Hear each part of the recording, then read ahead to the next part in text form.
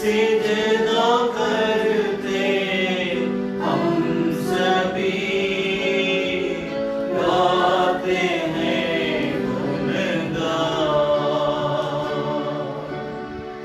हे परमेश्वर मेरे अंदर शुद्ध मन उत्पन्न कर।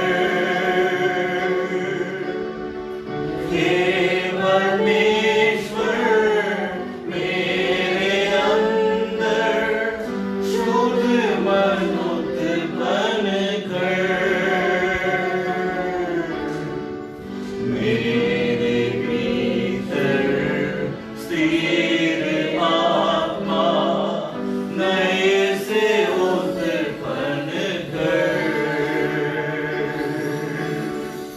मेरे भीतर स्थिर आत्मा नए से उत्पन्न कर। प्यारा यीशु है महान, शक्तिमान अद्भुत प्रभु, सिजदा करते हम सभी, गाते हैं गुणगान। सिजदा करते हम सभी, गाते हैं गुणगान। नम्र दीनों कर हम आते, हे दयावान प्रभु। नम्र दीनों कर हम आते, हे दयावान प्रभु। आशीषों से कर भरपूर हे प्रभु महान। आशीषों से कर भरपूर हे प्रभु महान। प्यारा यीशु है महान, शक्तिमान अद्भुत प्रभु,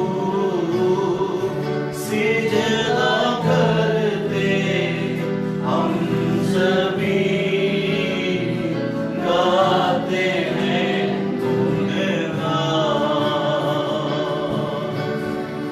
सिजदा करते हम सभी, गाते हैं गुणगान। जीवित महान पवित्र पिता परमेश्वर, आपको पुत्र प्रभु यीशु मसीह के नाम से प्रार्थना करते हैं। प्रभु जी, अब तक हमारी आराधना, स्तुति, प्रशंसा, प्रार्थना और दान, तमाम गवाही, तमाम बातों को आपने स्वीकार किया, उसके लिए हम आपको हृदय से धन्यवाद करते हैं पिता परमेश्वर। इस समय में प्रभु तेरे सत्य और जीवित वचन के लिए हम प्रार्थना करते हैं, जो हमारे जी में जी लाने पाए, हमें और आपके निकट में लाने पाए। प्रभु तेरे वचन को सुनकर जो तरतराता है, उसी को ऊपर तू दृष्टि करता है स्वामी। हम उस वचन के आधार पर जो लगातार लंबी समय से हम अध्ययन करते आ रहे हैं, परमेश्वर पिता उस वचन की संपूर्ण आशीर्वाद आज भी हमें दे दे। परमेश्वर पिता वचन को सुनने से रोकने वाले तमाम शैतान के ताकतें, उसकी शक्ति और युक्ति नासरी यीशु के नाम से नष्ट हो जाए। हम आजादी और आनंद खुशी के साथ वचन को सुनने और अपने जीवन में लागू करने के लिए हमारे लोगों को सहायता और मदद कीजिए। धन्यवाद के साथ सारी इज्जत और महिमा तुझे देते हुए प्रार्थना प्रभु यीशु मसीह के नाम से मांगते, सुन ग्रहण कर पिता, आमीन आमीन। कृपया सब कोई बैठ जाएं। एक और बार प्रभु यीशु मसीह के महान और सामर्थ्य नाम से आप सभी लोगों को जय मसीह की। परमेश्वर भला है और उसकी करुणा उसकी लोगों के लिए सदा की है। लगातार हम एक मुद्दा के आधार पर परमेश्वर का वचन का हम अध्ययन करते आ रहे हैं। यशायाह भविष्यद्वक्ता की पुस्तक उसका 66 अध्याय दूसरा वचन की दूसरी बात में से हम लगातार परमेश्वर का वचन का अध्ययन करते आ रहे हैं। आज भी हम उस वचन के आधार पर हम जो 10 आशीर्वाद की बातों को परमेश्वर के सत्य वचन के द्वारा मिलती है, उस आशीर्वाद की 10 बातों को मैं बोलूंगा करके कहा था। मैं 5 बात को बोल चुका हूं बीते हफ्ता तक। आज मैं 6वीं बात को आपके सामने लाऊंगा। उसके पहले मैं उस वचन को आपको याद दिलाना चाहता हूं कि यशायाह भविष्यद्वक्ता की पुस्तक 66 अध्याय की दूसरी पद को हम सबको लगातार सुनने के चलते जो आपके दिल में बैठ गया होगा, आपके दिमाग में बैठ गया होगा, मैं परमेश्वर का धन्यवाद करना चाहता हूं। उस वचन की दूसरी बात में लिखा है कि परमेश्वर कहता, मेरा वचन को सुनकर जो थरथराता है उसके ऊपर मैं दृष्टि करूंगा। मैं उस वचन के आधार पर 7 परमेश्वर की आशीष की बातों को जरूर उसी हफ्ता में बोला था, लेकिन उसके बाद परमेश्वर की धर्मशास्त्र के द्वारा, परमेश्वर के सत्य वचन के द्वारा मिलने वाली 10 आशीषों को मैं बोलूंगा करके आपसे कहा था। परमेश्वर अभी तक हम सभी लोगों के लिए सहायता करते आया, जो यहाँ सुन रहे हैं, जो विभिन्न जगहों में से सुनने के लिए परमेश्वर आपको सबको मदद करता है। मैं सभी महिमा परमेश्वर को पहले देना चाहता हूं। वो बढ़े, हम घटने पाए, उसका नाम सदा सर्वदा स्थिर रहे और हमारा नाम मिट जाए। ये मेरी इच्छा और इरादा है और मेरी प्रार्थना भी है। मेरा नाम मिट जाए, परमेश्वर का नाम सदा सर्वदा के लिए दुनिया के हर व्यक्ति के दिल और दिमाग में बना रहे, स्थिर रहे और परमेश्वर की महिमा लोग करते रहे। ये मेरी प्रार्थना भी है। इस विचार के साथ, इस दृष्टिकोण के साथ मैं फिर आपको बीते हफ्ता के तमाम प्रचार को मैं आपको एक मुद्दा को सिर्फ याद दिलाना चाहता हूं। मैंने कहा था कि 10 बात को बोलूंगा करके, उसमें सबसे पहले बात God's word written with a purpose, परमेश्वर का वचन एक उद्देश्य के साथ लिखी गई। ये पहले हफ्ता इसके बारे में प्रचार किया था। दूसरा हफ्ता God's word food for our soul, परमेश्वर का वचन हमारी आत्मा के लिए आत्मिक भोजन है। तीसरे हफ्ता God's word purifies us, परमेश्वर का वचन हमारे जीवन को शुद्ध करता है, हम सब लोगों को शुद्ध करता है। चौथा हफ्ता पावर ऑफ गॉड्स वर्ड, परमेश्वर की वचन की सामर्थ के बारे में हम चौथा हफ्ता प्रचार किए थे। पांचवा हफ्ता गॉड्स वर्ड प्योर, परमेश्वर का सत्य वचन पवित्र है, शुद्ध है करके मैंने बीते हफ्ता कहा था। परमेश्वर का वचन, इस धर्मशास्त्र के हर एक वचन शुद्ध है, पवित्र है करके मैंने आपको बीते हफ्ता में कहा था। आज एक और बात को मैं आपको, एक और परमेश्वर का इस सत्य धर्मशास्त्र के एक और मुद्दा को आपके सामने लाना चाहता हूं। Reward and warning from word of God. मेरी बात को समझने की कोशिश कीजिए। प्रतिफल और चेतावनियां परमेश्वर के वचन के द्वारा, परमेश्वर के वचन के द्वारा ही प्रतिफल भी है, चेतावनी भी है। इस बात ये आज का मुद्दा है। परमेश्वर के वचन के द्वारा प्रतिफल और एवं चेतावनियां, इस मुद्दा के आधार पर मैं आज परमेश्वर के वचन को आपके सामने रखना चाहता हूं। मेरी बात को समझने के लिए परमेश्वर आपको सहायता और मदद करने पाए।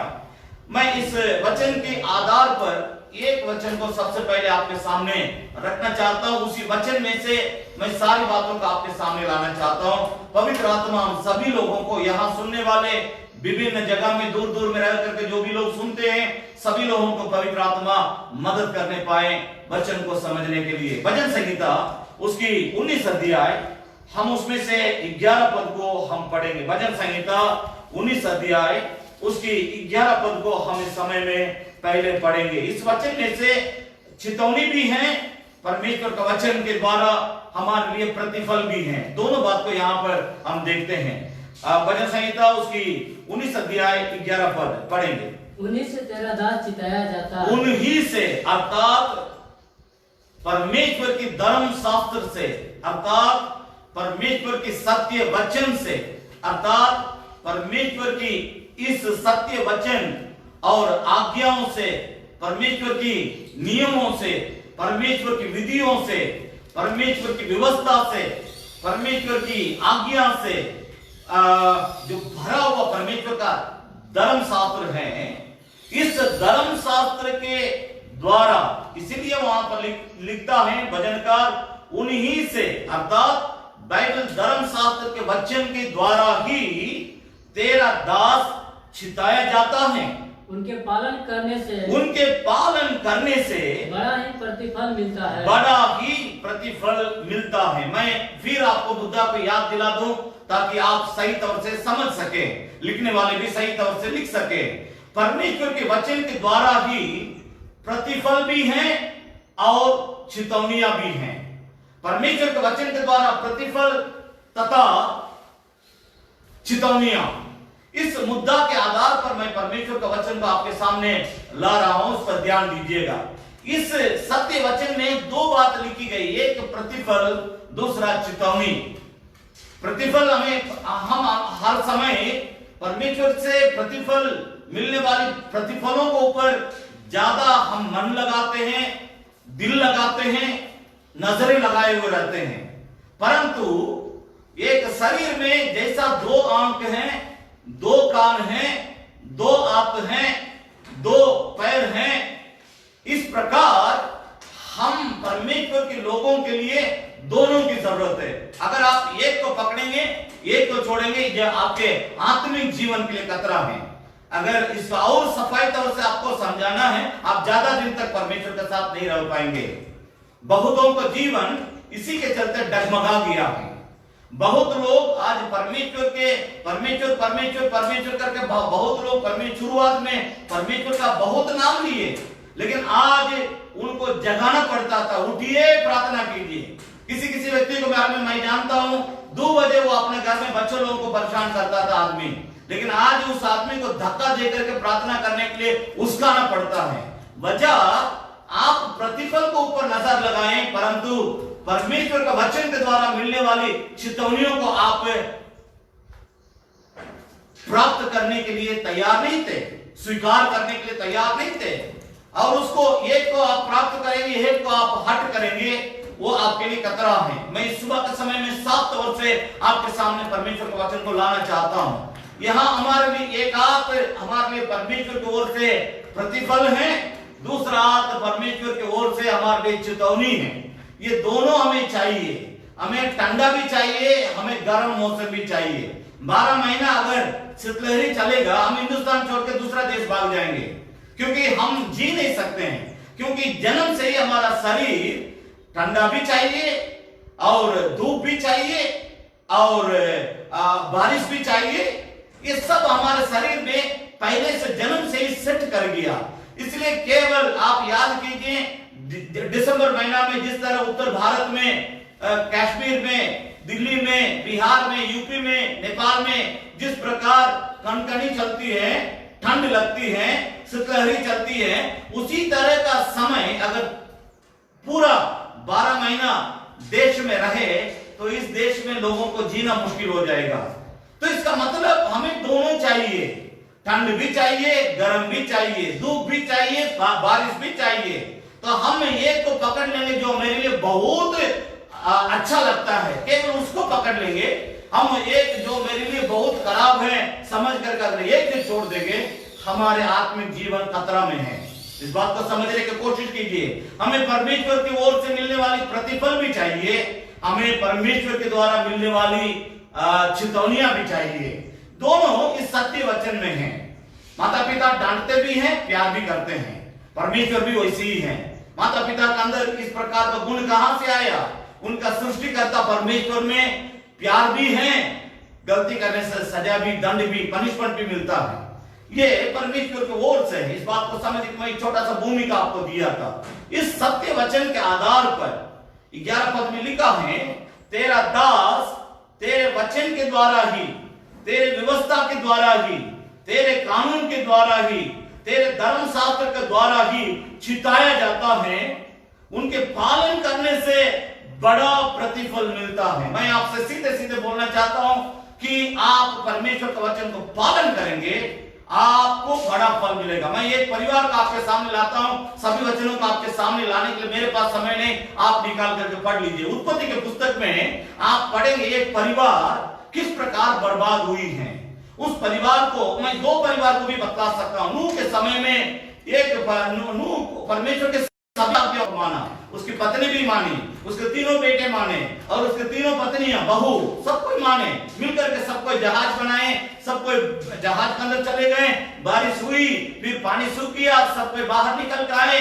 निकल के आने के बाद जब खेती करने लगे, खेती करने के समय में नूह ने अंगूर की खेती किया। जब अंगूर की खेती किया, जब अंगूर का रस को वो पीने लगा, पीने के बाद जब वो नशा में चला गया, उसको इतना भी पता नहीं था कि मेरा बदन में एक भी कपड़ा नहीं है। एक बेटा उसको नंगा देख लिया, एक बेटा जब उसको नंगा देख लिया, उसको वो श्राप दिया। वो श्राप उस परिवार पर पड़ गया। मेरी बात को समझने की कोशिश कीजिए। जब परमेश्वर की बात को नहीं मानेंगे, चाहे आप जवान हो, चाहे आप बुजुर्ग हो, चाहे आप बहुत बुजुर्ग हो, चाहे आप छोटा बच्चा क्यों ना हो, जब परमेश्वर कोई आज्ञा हमारे लिए देता है उसको मानना है। दूसरा एक परिवार, लूत का परिवार। लूत जब सोदोम और उमरा छोड़ करके जब भाग रहा था, परमेश्वर ने कहा, परमेश्वर ने अपने दूतों के द्वारा उसको आज्ञा दिया, पीछे मुड़ के नहीं देखना। जब पीछे मुड़ के देखोगे तुम नमक का खंबा बन जाओगे, इसलिए पीछे मुड़ के नहीं देखना। वो कह रहा कि वो दूर, बहुत दूर है, परमेश्वर हमको थोड़ा समय दीजिए। तो परमेश्वर उससे वो प्रार्थना करते रहा, स्वर्गदूतों से बात करते रहा, तब तक समय विलंब हो रहा था। उन लोगों को जबरदस्ती हाथ पकड़ करके उस शहर से बाहर खींच के लाना पड़ा। जब बाहर ले आकर के कहता है जल्दी भाग जाओ। जब लोग भाग रहे थे, लूत भाग रहा था, उसके पीछे उसके दोनों बेटियां भाग रही थी, उसकी पत्नी भी भाग रही थी। कुछ दूर जाने के बाद जब आकाश में से आग और गंधक उस सोदोम और उमरा शहर के ऊपर बरसने लगा, वो किस तरह बरसता है, किस तरह वो शहर जलता है, किस तरह वहां के लोग जल के मरते हैं, उसको मैं जरा मुड़ के देखूं। इस विचार के साथ परमेश्वर की चितौनी, परमेश्वर की आज्ञा, परमेश्वर का नियम, परमेश्वर का कानून को वो भूल कर पीछे मुड़ के देखी। जहां मुड़ के देखी थी उसी जगह में वो नमक का खंबा बन गए। आज भी वो खंबा है इस्राएल देश में।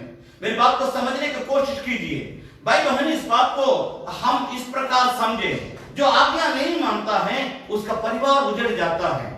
क्योंकि लूत की पत्नी केवल नमक का खंबा नहीं बन गई थी, अब घर में मां नहीं है, अभी पिता दोनों बेटी जो अलग से रह रहे थे। दोनों बेटियों के अंदर शैतान का विचार आता है कि हम लोग कब तक शादी नहीं करेंगे, हमारे बाबूजी को ज्यादा शराब पिलाएंगे और उसके साथ हम सोएंगे, हम बाल बच्चा पैदा करेंगे। किस तरह परिवार बर्बाद होता है, इसका कारण मेरी बात को समझने की कोशिश कीजिए। कैसे, क्यों इस प्रकार होता है? जहां परमेश्वर की चितौनी के ऊपर लोग ध्यान नहीं देते हैं, वहां जरूर बर्बादी होगी। जहां परमेश्वर का सत्य वचन के लिए आदर, सम्मान, महिमा, प्रशंसा, पहला स्थान, प्रायोरिटी, पहला स्थान जिस घर में नहीं होती है, जिस परमेश्वर के जानने वाला व्यक्ति में नहीं होती है, वहां जरूर बर्बादी होगी। आप पूरा दुनिया में इस इतिहास को उठा करके देखिए। आप ही के सामने अगर कोई मसीह लोग हैं आपके चारों तरफ, उनके जीवन को देखिए। अगर कोई आगे बढ़ता है तो इसका कारण उनके साथ प्रभु है, वो व्यक्ति अपने जीवन में प्रभु के लिए पहला स्थान दिया है। जो अगर कोई पीछे जा रहा है, इसका मतलब उस घर में कहीं गड़बड़ी है कि वहां कोई जो गार्जियन है वो परमेश्वर की आज्ञा पर न मानने के चलते, इस नियम के विरोध में कदम उठाने के चलते वहां बर्बादी आप देख सकते हैं। मेरे प्यार, मैं एक उदाहरण आपके लिए दिया, लेकिन मैं इसके बारे में ज्यादा नहीं बोलना चाहता। 5 बात तो मैं जल्दी आपके सामने ला रहा हूं। उसके बाद आज प्रचार मेरा वो नहीं है। वो 5 बात को आज्ञा मानने वालों के साथ परमेश्वर क्या करता है, उसको मैं एक उदाहरण के तौर से उन वचनों को हम पढ़ेंगे नहीं, क्योंकि उसमें हम ज्यादा समय नहीं देना चाहता हूं। लेकिन मैं 3 बात के ऊपर आपका ध्यान को आकर्षण करना चाहता हूं इस सत्य वचन के द्वारा। नंबर 1, 5 बात लिखने वालों के लिए मैं बोल रहा हूं। मूसा के दिन में इस्राएलियों के लिए परमेश्वर मूसा के द्वारा एक बहुत बड़ा अद्भुत काम किया। उसका एक ही है कारण, परमेश्वर की आज्ञा को मूसा माना। निर्गमन की पुस्तक उसका 14 अध्याय, निर्गमन की पुस्तक उसका 14 अध्याय मैं चाहूंगा थोड़ा 10 मिनट लगेगा, कोई बात नहीं, वचन को केवल पढ़ लेंगे। निर्गमन की पुस्तक उसका 14 अध्याय 14, 15, 16 पद को पढ़ेंगे। निर्गमन की पुस्तक 14 अध्याय 14, 15, 16। यहोवा आप ही तुम्हारे लिए लड़ेगा, यहोवा आप ही तुम्हारे लिए लड़ेगा, इसलिए तुम चुपचाप रहो। तुम चुपचाप रहो। तब यहोवा ने मूसा से कहा, यहाँ एक बात को समझ लीजिए, ये सबके ऊपर लागू नहीं हो सकती है। यहोवा आप ही तुम्हारे लिए लड़ेगा, इसका मतलब जो उस यहोवा सर्वशक्तिमान परमेश्वर की आज्ञाओं को मानेगा उसके लिए वो लड़ेगा, उसके लिए वो काम करेगा। परमेश्वर की आज्ञा जो मानते हैं उनके लिए ये संभव है, सबके लिए नहीं है। ठीक, यहोवा आप ही तुम्हारे लिए लड़ेगा, तुम चुपचाप से रहोगे। तब यहोवा ने मूसा से कहा, तब यहोवा ने मूसा से कहा, तू क्यों मेरी दुहाई दे रहा है? तू क्यों मेरी दुहाई दे रहा है? देखिए बात को, देखिए कितना गंभीरता से बातों को परमेश्वर मूसा से करता है। तुम मूसा, तुम अभी तो लाल समुद्र के सामने हैं, तुम्हारे पीछे 30 लाख से ज्यादा लोग हैं और उन लोगों के पीछे मिस्र देश की सेना, संपूर्ण सेना तुम लोग को नाश करने के लिए आती है। लेकिन तुम इस समय में हमसे प्रार्थना क्यों करता है? इस बात को समझने की कोशिश कीजिए। तब परमेश्वर वहां क्या करना चाहता, पढ़िए 15 पद। इस्राएलियों के आगे देख के यहाँ से कुछ करे और जल्दी पढ़ साहब। अपनी लाठी उठाकर अपना हाथ समुद्र के ऊपर बढ़ा, अपने हाथ समुद्र को ओर बढ़ा और वह 2 भाग हो जाएगा। वो 2 भाग हो जाएगा। देखिए सुनिए, मेरी बात को समझने की कोशिश कीजिए। नीचे जिनको भी पढ़ दे, नीचे का बच्चे। तब इस्राएली समुद्र के बीच होकर स्थल पर चले जाएंगे। परमेश्वर के नाम की स्तुति हो। वहां पर 21 पद को पढ़ देंगे, पूरा कंप्लीट हो जाएगा। 21 पद। तब मूसा ने अपना हाथ समुद्र के तब मूसा ने अपने हाथ का लाठी को लेकर के समुद्र को ओर बढ़ाया और यहोवा ने रात को प्रचंड पुरवाई चलाई और समुद्र को 2 भाग करके जल ऐसा बस समुद्र 2 भाग हो गया। मेरी बात को समझने की कोशिश कीजिए। मूसा परमेश्वर की हर आज्ञाओं को मानता था। जब तक मिस्र देश से इस्राएली लोग बाहर नहीं आए थे इस लाल समुद्र को पार करके, तब तक परमेश्वर का हर बात को लोग मानने के लिए तैयार थे। इसलिए इतना बड़ा अद्भुत काम को परमेश्वर ने करके दिखलाया। मेरी बात को समझने की कोशिश कीजिए। परमेश्वर प्रतिफल उनको देता है जो उनकी हर आज्ञा को मानता है, जैसा लिखा है वैसा मानता है। इस बात को समझना बहुत जरूरी है। जैसा लिखा है वैसा मानना है। हम अपने दिमाग इस पर नहीं चला सकते हैं, हम अपना सोच नहीं कर सकते हैं, हम अपना योजना के अनुसार कुछ नहीं कर सकते हैं। जैसा लिखा है वैसा अगर हम मानेंगे, परमेश्वर देखिए लाल समुद्र को परमेश्वर 2 भाग करता है एक साधारण इंसान के द्वारा। मेरी बात को समझने की कोशिश कीजिए, क्योंकि वो इंसान और उसके साथ चलने वाले उस समय में परमेश्वर की आज्ञा मानने के लिए, परमेश्वर की चितौनियों को मानने के लिए वे तैयार थे। इसलिए समुद्र 2 भाग होता है। एक और बात को मैं आपके सामने रखता हूं, पढ़ेंगे, परमेश्वर के नाम की स्तुति और प्रशंसा होने पाए। पहला राजा का पुस्तक उसका 17 अध्याय, पहला राजा 17 अध्याय। अब यहाँ पर एलिया 9 पद को पढ़ेंगे, 17 अध्याय के 9 पद। पहला राजा का पुस्तक 17 अध्याय 9 पद पढ़ेंगे। चलकर सीदोन के सारपत नगर में जाकर वहीं रहा। बस एक मिनट। सारिफात नामक एक नगर में जाके रहने के लिए एलिया को परमेश्वर आज्ञा देता है। वहां जब तुम जाओगे, वहां पर पूरे देश में बहुत बड़ा अकाल है, कहीं भी भोजन की व्यवस्था नहीं हो रही है, कहीं भी खाना पीना नहीं मिल रहा है। परमेश्वर एलिया से कहता तुम वहां जाओ सारफात नगर में, वहां तुम्हारे लिए मैं एक विधवा को इंतजाम करके रखा, उस घर में तुम खाएगा। जब वहां जाता एलिया, वहां जाने के बाद ध्यान दीजिए, वहां जाने के बाद वहां क्या होता है? 13, 14, 15 पद एक बार पढ़ेंगे झट से। एलिया ने उससे कहा, एलिया ने उस विधवा से कहा, मत डर, जाकर अपनी बात के अनुसार कर, परंतु पहले मेरे एक छोटे, क्योंकि क्या कह रहे थे एलिया से, हमारे पास एक मुट्ठी भर का आटा है, उससे हम रोटी बनाएंगे, हम और हमारा बेटा दोनों खाएंगे, उसके बाद हम मर जाएंगे, हमारे पास खाने के लिए कुछ नहीं है।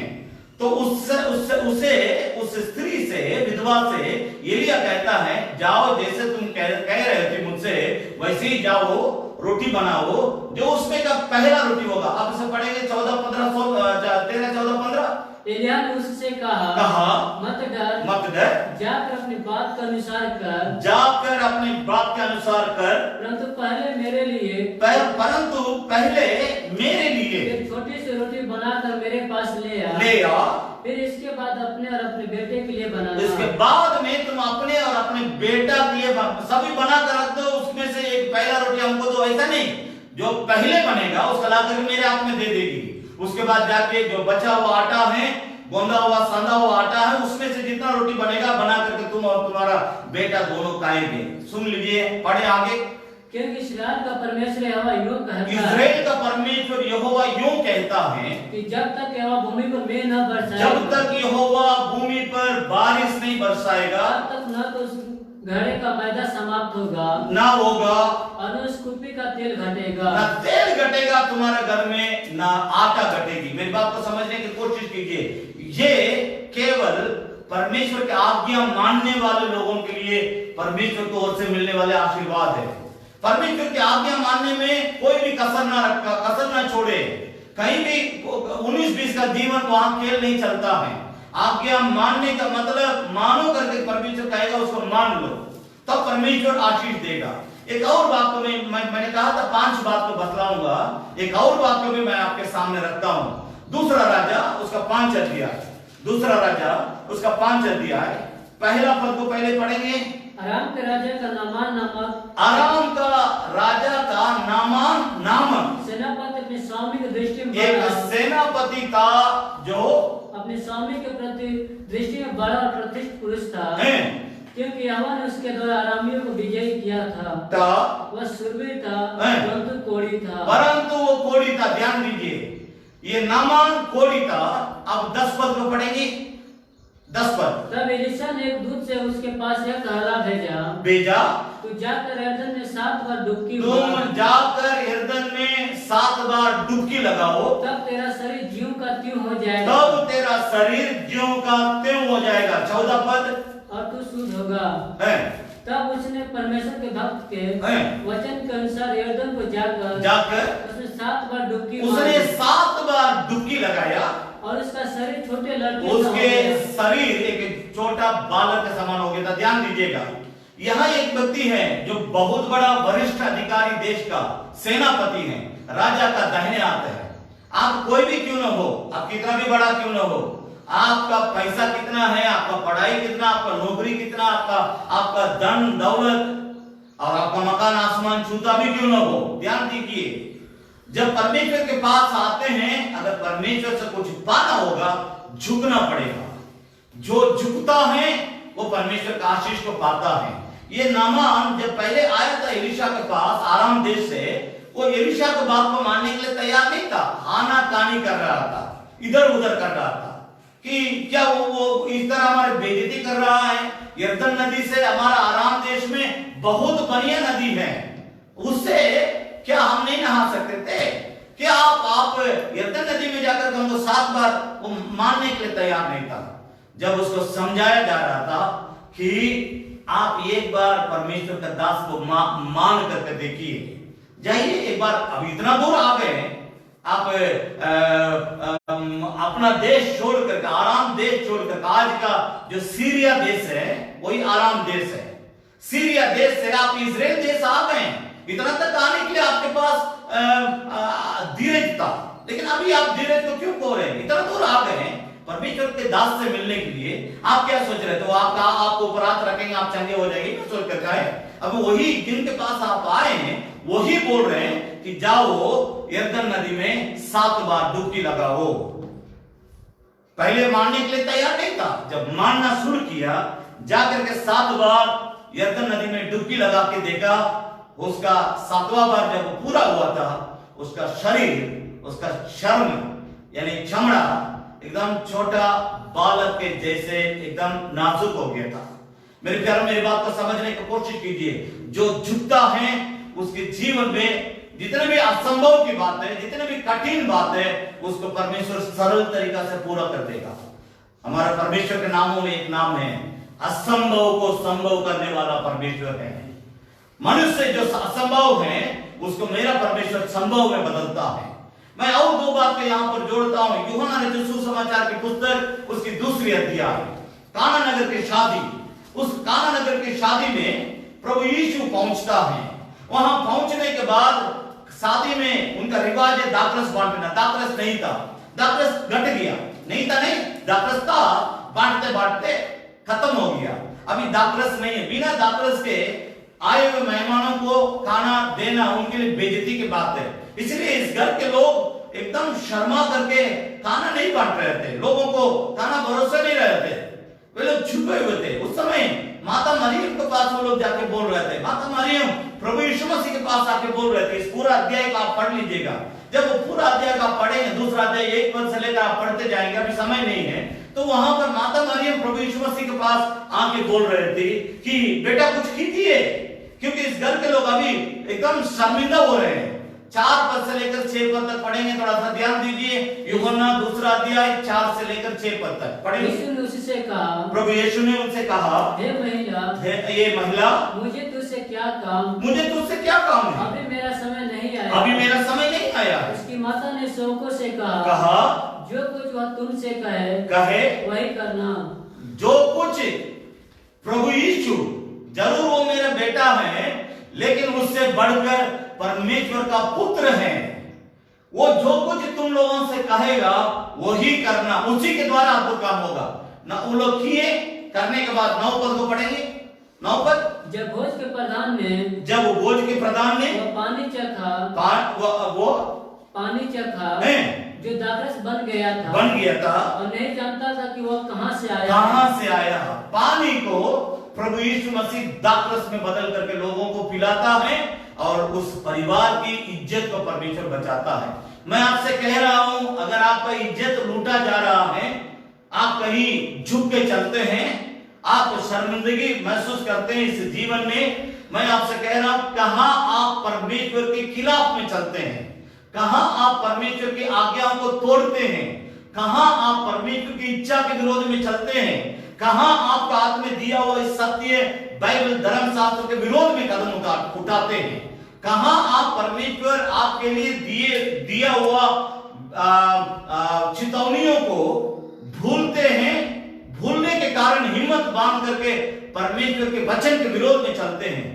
इन बातों को पहले बैठ करके पहचानने के लिए कोशिश कीजिए।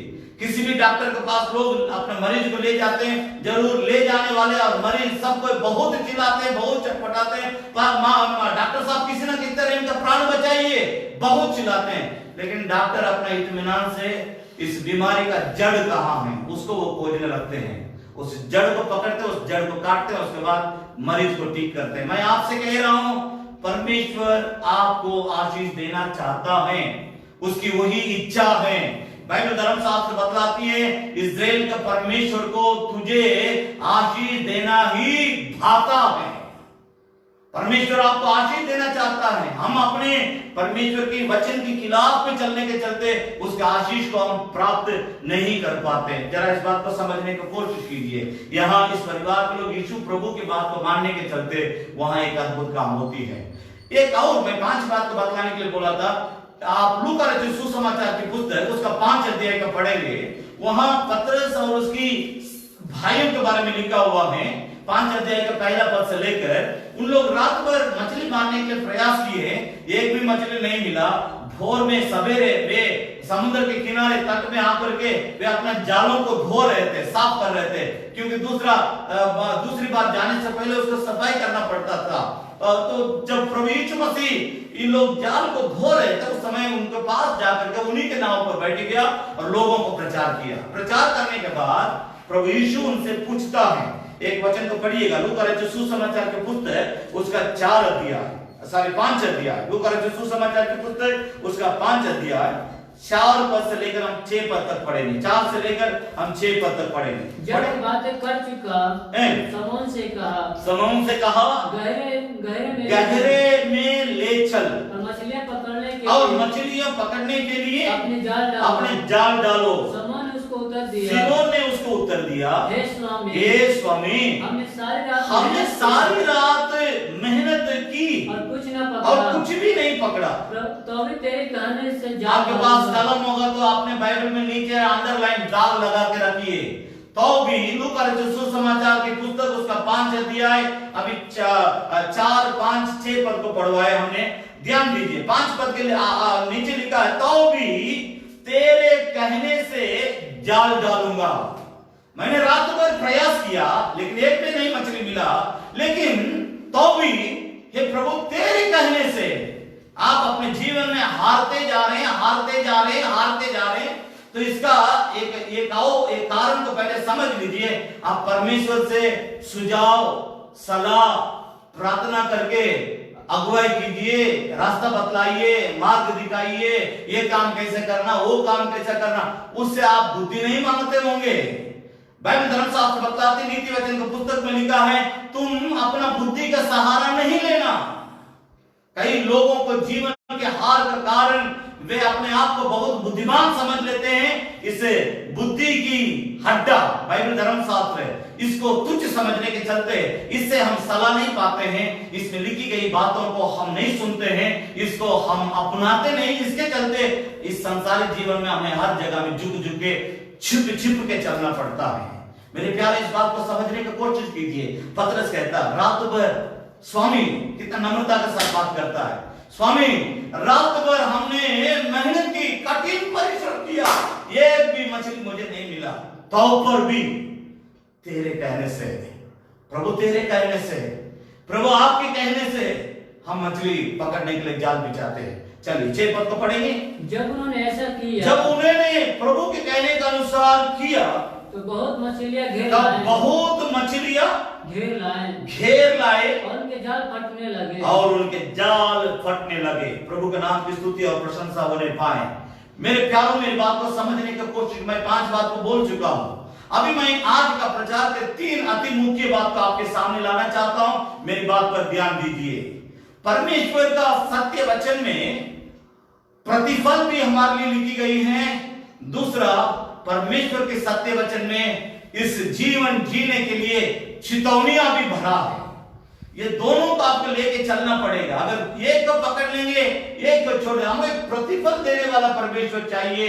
हमको बुद्धि सिखाने वाला परमेश्वर नहीं चाहिए, हमको ठोकने वाला परमेश्वर नहीं चाहिए, हमको करेक्ट करने वाला, हमारे जीवन को करेक्शन करने वाला, ये गलत है, ये सही है करके हमको बोलने वाला परमेश्वर नहीं चाहिए।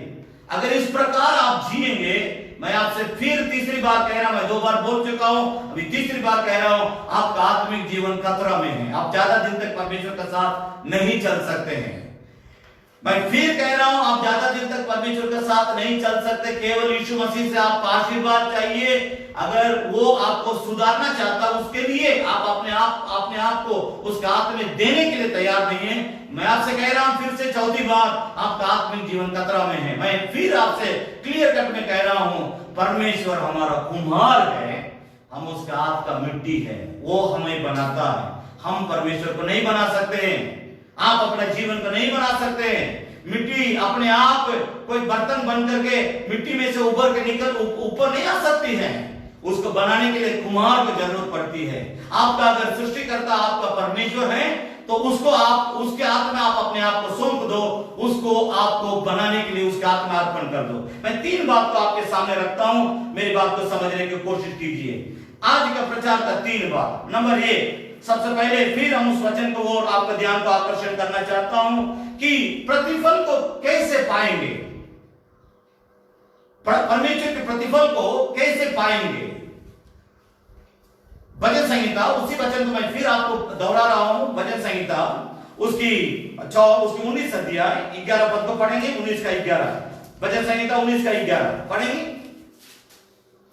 19 से तेरा दास चिताया जाता है, तेरा सत्य वचन के द्वारा ही तेरा दास चिताया जाता है। उनके पालन करने से बड़ा ही प्रतिफल मिलता है। तेरे सत्य वचन को पालन करने से ही बड़ा ही प्रतिफल मिलता है। इसका मतलब कीप गॉड्स कमांडमेंट, परमेश्वर की आज्ञाओं को, परमेश्वर के नियमों को मानो, परमेश्वर के वचन को मानो, परमेश्वर की सत्य धर्म शास्त्र को मानो।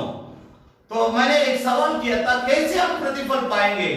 How I can get reward from the Lord? परमेश्वर की ओर से अगर प्रतिफल को हमको पाना है वो कैसे? उसका जवाब यही पर है कि परमेश्वर की व्यवस्था, परमेश्वर के वचन, परमेश्वर की इस धर्म शास्त्र को पालन करने से ही बड़ा ही प्रतिफल हर इंसान प्राप्त कर सकता है। मेरी बात को समझ लीजिए।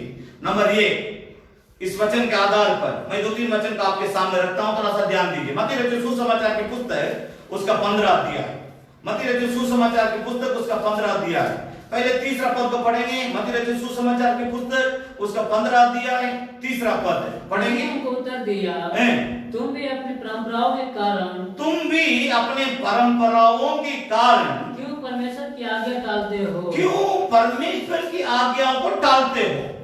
तो इसका मतलब, मेरी बात को समझने की कोशिश कीजिए। मत्ती रचित सुसमाचार की पुस्तक उसकी 15 अध्याय उसका तीसरा पद को मैं फिर पढ़वा रहा हूं, ध्यान दीजिएगा। मत्ती 15 का 3। उसने उनको उत्तर दिया, यीशु ने उनको उत्तर दिया, तुम भी अपनी परंपराओं के कारण, तुम भी अपने रीतों के, परंपराओं के कारण क्यों परमेश्वर की आज्ञा टालते हो? क्यों परमेश्वर की आज्ञाओं को टालते हो? ध्यान दीजिएगा, ये किन से प्रभु यीशु मसीह कहता है, ये आपको समझना है। पहला पद से पढ़ेंगे। तब यरूशलेम से कुछ फरीसी और शास्त्री यीशु के पास आकर कहने लगे, तेरे चेले पूर्वजों की परंपरा, तेरे चेले पुरानियों की रीति रिवाजों को क्यों टालते हैं? कि बिना हाथ धोए रोटी खाते। ध्यान दीजिएगा, यहाँ पर फरीसी भी हैं, यहाँ पर बाइबल धर्म शास्त्र का शास्त्री भी है। ध्यान दीजिएगा, बहुत पहुंचे हुए लोग हैं, वचन की हर पन्ना इनको याद है, धर्म शास्त्र के पुराने नियम की हर बात इनको याद है। कहीं से भी आप इनसे सवाल करेंगे, सब सवालों का जवाब देंगे। लेकिन ये परमेश्वर के आज्ञाओं के अधीन में नहीं थे, परंतु अपने रीति रिवाज की बंधन में लोग सब बंधे हुए थे। इस कारण इनको परमेश्वर का वचन और उसका आज्ञा बड़ा नहीं दिखाई देता है। इनको दिखाई देता है यीशु प्रभु से बोलते हैं, प्रभु यीशु आपके चेले तो हाथ नहीं धोते हैं खाना खाने के समय में। मैं आज के दिन के लिए धन्यवाद करता हूं। आज तो सबको हाथ धोना पड़ता है, सैनिटाइजरिंग करना पड़ता है, साबुन से लगाओ, ये करो वो करो। शौचालय भी कहीं कोई जाता है एयरपोर्ट में, शौचालय के अंदर जाने से पहले सैनिटाइजिंग करके जाता है, फिर सैनिटाइजिंग करके बाहर आता है। इतना दिक्कत। आप गाड़ी लेकर के कहीं जाएंगे, आपके गाड़ी के ऊपर भी सैनिटाइजिंग किया जाता है, आपके घर के ऊपर सैनिटाइजिंग किया जाता है, किसी बस में जाएंगे उस पर भी किया जाता है। मेरी बात को समझने की कोशिश कीजिए। इनको यहाँ पर जो लोग हैं, जो ज्यादा मोटा दिमाग वाले, वचन को जानते थे लेकिन दिमाग मोटा है। गाय का दूध पतला होती है, भैंस का दूध मोटा होता है। कोई कहते हैं कि क्यों तुम्हारा दिमाग इतना मोटा है? लगता है लड़का बचपन में ज्यादा भैंस का दूध पिया होगा, इसलिए दिमाग इतना मोटा है। किसी को दिमाग मोटा हो जाती है, क्यों? झुकने के लिए तैयार नहीं है। यहाँ पर फरीसी और सदुकी शास्त्री, फरीसी और यहाँ शास्त्री, ध्यान दीजिएगा, फरीसी और शास्त्री दोनों ज्यादा वचन के ज्ञानवान थे, ज्यादा इनके अंदर ज्ञान था, लेकिन ज्ञान रखते हुए परमेश्वर के सामने झुकने के लिए तैयार नहीं है। ध्यान दीजिएगा, आप कितना जानते हैं मुझसे बड़ी बात नहीं है, कितना आप परमेश्वर के सामने झुकते हैं, कितना आप अपने परमेश्वर के सामने नम्र होते हैं। शैतान से प्रभु परमेश्वर के अलावा, परमेश्वर के बाद, प्रभु यीशु मसीह के बाद अगर सत्य वचन की ज्यादा याद अगर किसी और को होगा, वो शैतान है। उतना उसको याद है, हर बात उसको याद है, लेकिन उसमें एक कमी और खराबी है, वो परमेश्वर के सामने झुकता नहीं है, परमेश्वर के सामने अपना घमंड दिखाता है। मेरे प्यारों, आप जितना भी सीखे हैं, जितना भी आपके दिल और दिमाग में परमेश्वर का वचन है, ये आपको नम्र करता है या आपको घमंडी बनाता है?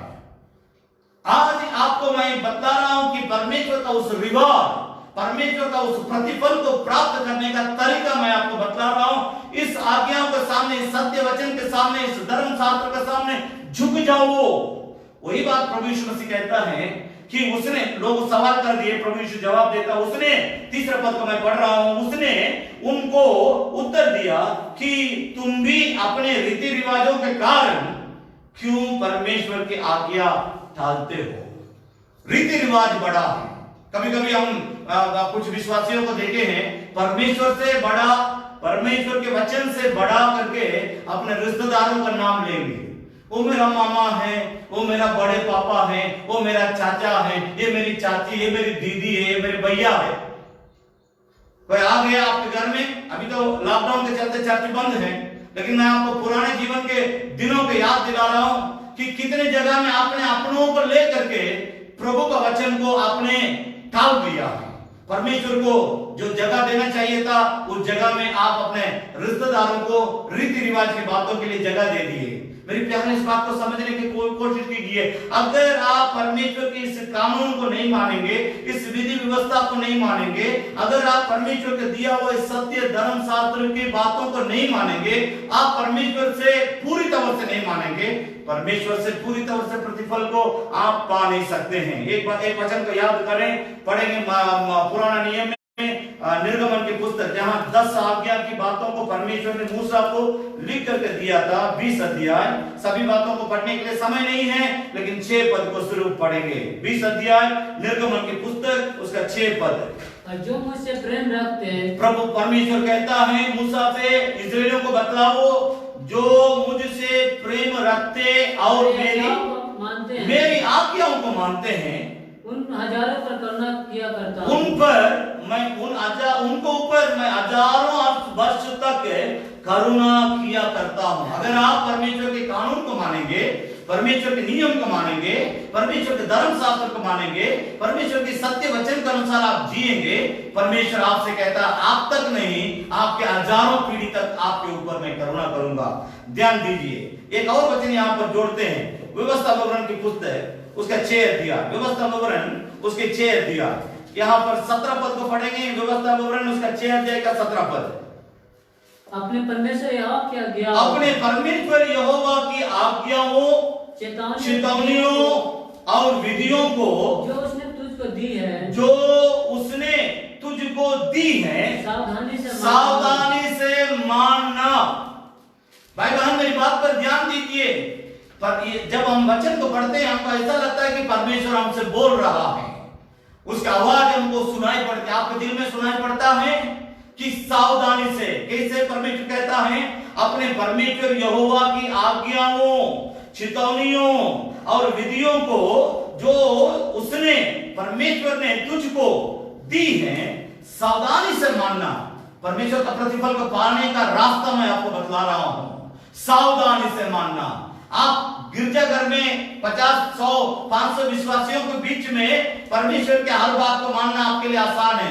मैं आपसे पूछ रहा हूं, जहां आप पढ़ने जाते हो, चाहे स्कूल में, चाहे कॉलेज में, चाहे रिश्तेदार के घर में, चाहे कोई पार्टी फंक्शन में, चाहे अन्य जातियों के बीच में, चाहे बाजार में, कहीं भी आप जब रहते हो, उस समय आप परमेश्वर की, मैं साफ साफ आपसे बोलना चाहता हूं, यहोवा परमेश्वर की आज्ञाओं, चेतावनियों, उसकी विधियों को किस तरह मानते हो? मानो। मानने के द्वारा ही हम परमेश्वर का आशीष को प्राप्त कर सकते हैं। एक और वचन पुराना नया नियम में से पढ़ेंगे, पहला यूहन्ना की पुस्तक, पहला यूहन्ना की पत्री, पहला यूहन्ना उसकी 5 अध्याय, 5 अध्याय के 3 पद को पढ़ेंगे, 5 का 3। क्योंकि परमेश्वर से प्रेम रखना यह है कि, परमेश्वर से प्रेम रखना यह है कि हम उसकी आज्ञाओं को माने, हम उसकी आज्ञाओं को माने, और उसकी आज्ञा कठिन नहीं, और परमेश्वर की आज्ञा कठिन नहीं है। परमेश्वर का प्रतिफल को हम किस तरह पा सकते हैं? मैं आपको जवाब दे दिया हूं परमेश्वर के वचन से कि उसकी आज्ञाओं को मानने के द्वारा ही हम उसका संपूर्ण प्रतिफल को पा सकते हैं। नंबर 1। दूसरा आप लिखने वाले लिख लें, reward from the word of God. Reward from the word of God, परमेश्वर के वचन के द्वारा प्रतिफल। परमेश्वर के नाम की स्तुति और प्रशंसा होने पाए। परमेश्वर के वचन के द्वारा प्रतिफल, पर प्रतिफल हम परमेश्वर के वचन के द्वारा ही पा सकते हैं। इसके अलावा दूसरा कोई रास्ता नहीं है। ध्यान दीजिएगा, एक मनुष्य यीशु मसीह के पास आता है, मत्ती रचित सुसमाचार की पुस्तक उसका उसका 19 अध्याय और मरकुस रचित सुसमाचार की पुस्तक उसका 10 अध्याय, दोनों अध्याय में उस व्यक्ति के बारे में जिक्र किया हुआ है। मत्ती रचित सुसमाचार की पुस्तक उसका 19 अध्याय के 16 पद से अगर आप पढ़ेंगे लगातार, वहां पर उसके बारे में लिखा हुआ है वो बहुत धनवान है।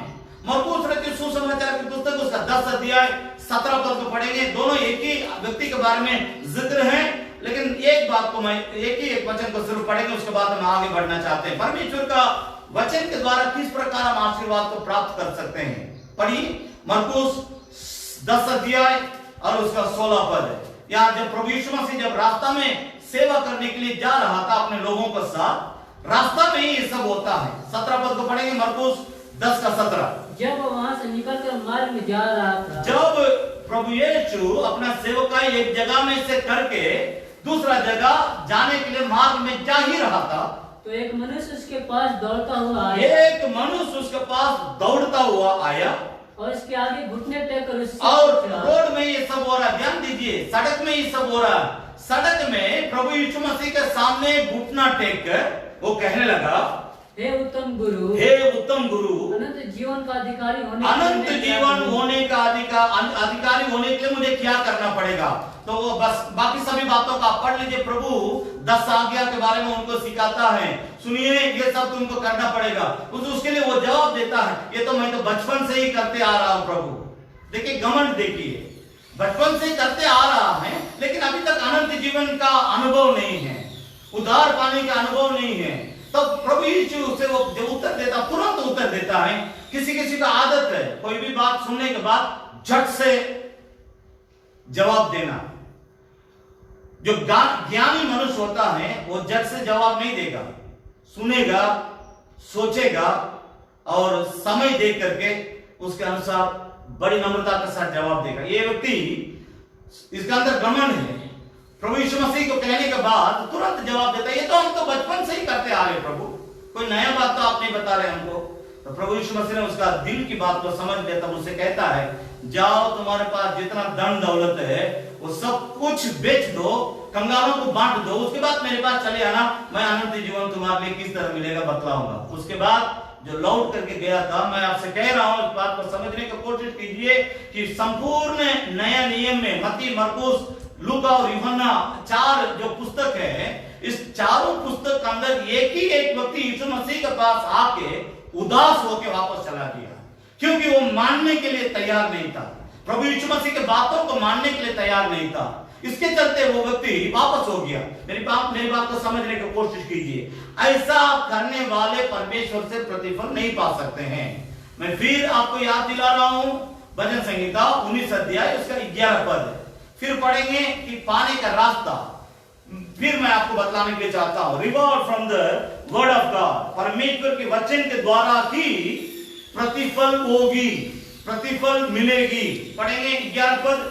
उन्हीं से तेरा दास छिताया जाता है, उन्हीं से, तेरा वचन से ही तेरा दास छिताया जाता है, उनके पालन करने से बड़ा ही प्रतिफल मिलता है। परमेश्वर के वचन को पालन करने से ही बड़ा ही प्रतिफल मिलता है। एक वचन इसका साथ जोड़ के हम पढ़ेंगे, यशायाह भविष्यद्वक्ता की पुस्तक उसका 40 अध्याय 10 पद। यशायाह भविष्यद्वक्ता की पुस्तक उसका 40 अध्याय का 10 पद को हम पढ़ेंगे, ध्यान दें।